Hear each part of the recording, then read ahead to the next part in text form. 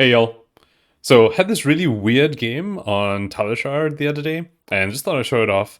This was against a Viserai, and yeah, let's get right into it. So the Viserai won the die roll and chose to go first, which is an interesting decision. Um, Generally, I feel like, I don't know, this is an aggro race, so going second has a lot of value. At the same time, both decks have decent setups that they might be able to get, right?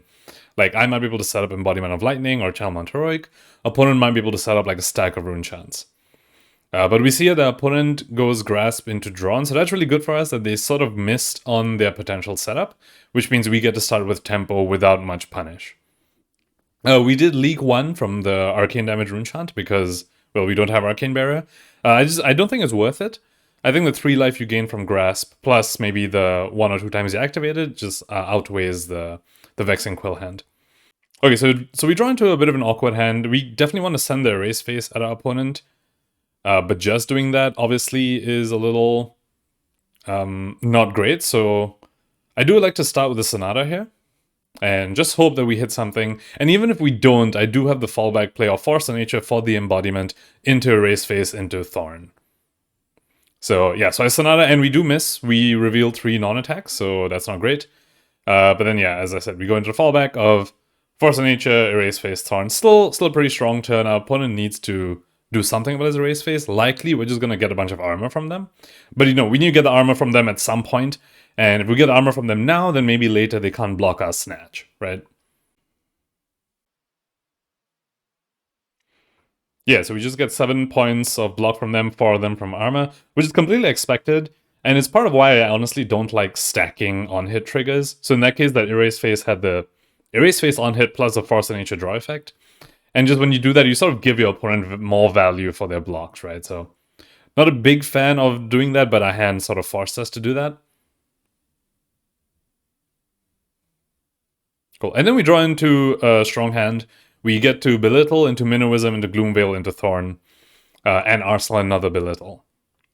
Our opponent comes at us with blue Morven Skies and then Shrill. So because the Morven Skies is blue, I liked, I like not to block it. Like, effectively, like, the way I think about it was that if this Shrill was coming in for 8, would I commit a block to it? I don't think so. So, you know, there's, I can just ignore it. If that was a red Morven Skies, then it would be a bit different.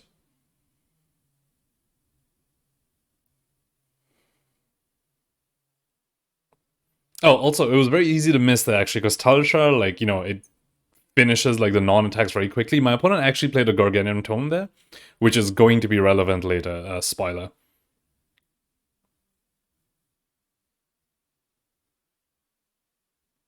Yep, and then opponent had the Revel, so, you know, it's kind of brutal. We started this turn at 39 life, and now we're down to 20.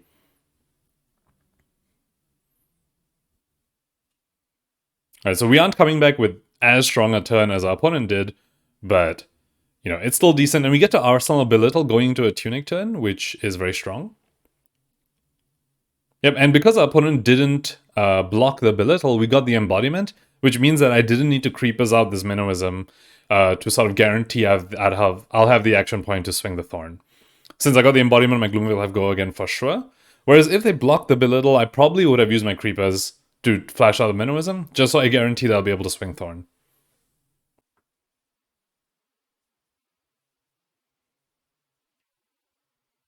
Okay, opponent blocked 3 on the Gloomveil, and now we just go into Thorn. So I don't feel really good right now. Opponent obviously had a very strong Revel turn, and I'm hoping that I'm able to sort of combat that with my own Chalmont Heroic or Caption turn. So hopefully we find that soon. We don't here, but we do see Tomb of Harvest, which potentially draws us into it. And I'm leaning towards using the Tomb of Harvest because I don't have a Belittle target, right? So the Belittle on my arsenal isn't going to do much. Opponent just comes out as a Spellblade Strike and then flashes out Revel, which, you know, it doesn't create any rune chance because they haven't played a non-attack yet, but it does mean they get to swing the Thorn, both because of the action point and since the non-attack, the Thorn is turned on. So a bit of an interesting play by opponent. It's probably partially because of how low I already am that he kind of just want to push and force me into a position when you start blocking. But yeah, I mean, obviously that play is not the most efficient from our opponent. Alright, so we start with the Tomb of Harvest, and then we draw into 4 non-attacks. As in, we have 4 non-attacks left over. So But one of them is the Gorg Tome, and like I said, our opponent did actually play the Gorg Tome, play Gorg Tome earlier. So our Gorg Tome actually draws this too. So, you know, like, who needs cash in when you just draw Gorg Tome after your opponent does? To be honest, if you have watched my Viserai stuff, you know that I don't really like Gorg Tome and Viserai anyway. I just feel like the payoff of just one rune chant, which is like all it is in Viserai, is not worth the trade-off of having a non-block card and a card that doesn't let you plan out your turn properly. Whereas in Briar, it's half an embodiment of lightning, right? It's just half a go again in the next thing, which is amazing. Anyway, so we draw 2 with the Gorg Tome and we draw into more non-attacks. So I'm really looking for this Sonata to like draw me into more attacks. However, I have the embodiment right now, which I want to go on the Snatch. And I also want my Bramble Spark buff to go on the Snatch. So there's a bit of an interesting sequencing thing here. I'm gonna Bramble Spark first. And then play out the Snatch, so it has the go again from embodiment and the plus power from the Bramble. And then I can flash out the Sonata with Creepers if I need to. Alright, so the Snatch is coming in for 1 Arcane and 7 Physical. And remember what I said earlier about our opponent used a bunch of their armor on their race face, and now this Snatch is very awkward for them to block. Okay, and my opponent makes a very, very interesting call here. They actually allow me to draw with the Snatch, which I'm not sure I agree with. Like I guess, I mean, I am at 11 and they were like 16 points ahead before that Snatch hit. So maybe they're hoping that I just can't present lethal and they get to keep their whole hand. And then they, you know, sort of force me to be blocking first. At the same time, it's obviously a very, very risky play from our opponent, right?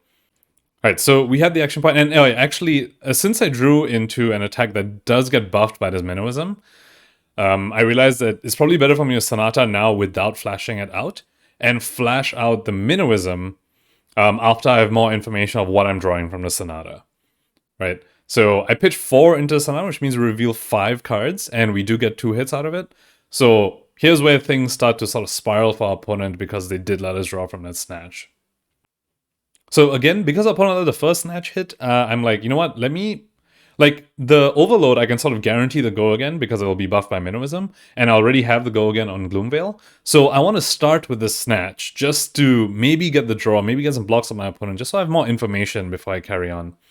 And we draw into another Minnowism. So now we get just like Creepers out, 1 Minnowism, get an action point back, play the other Minnowism, go into the Overload.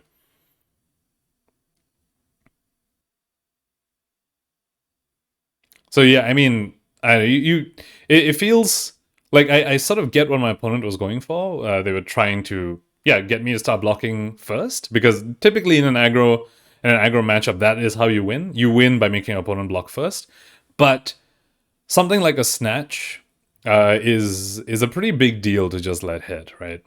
So because of the 2 draws they gave us from Snatch, I actually get to present lethal here. So our opponent started at 27 life, and we are threatening 4 on the Gloomveil right now, plus another 4 from Thorn. So we actually threatened 29 damage this turn without a Chalmont Heroic. Also technically without a cash-in, but I'm going to count the Gorg Tome as effectively a cash-in.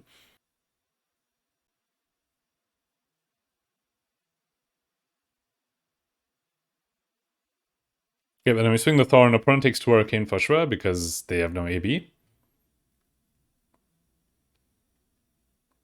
My opponent blocks at Incantation. So far, what we've seen is Incantation, Gloomveil. Yeah, Incantation, Gloomveil from our opponent. I'm just curious to see like what led them to not block the Senate. And yeah, so this is what our opponent was trying to set up for. It seems like what they wanted to do was play Incantation into Gloomveil into CNC, which is a very strong turn, especially if I do end with an Arsenal. But yeah, them letting us draw led to just quite a snowball.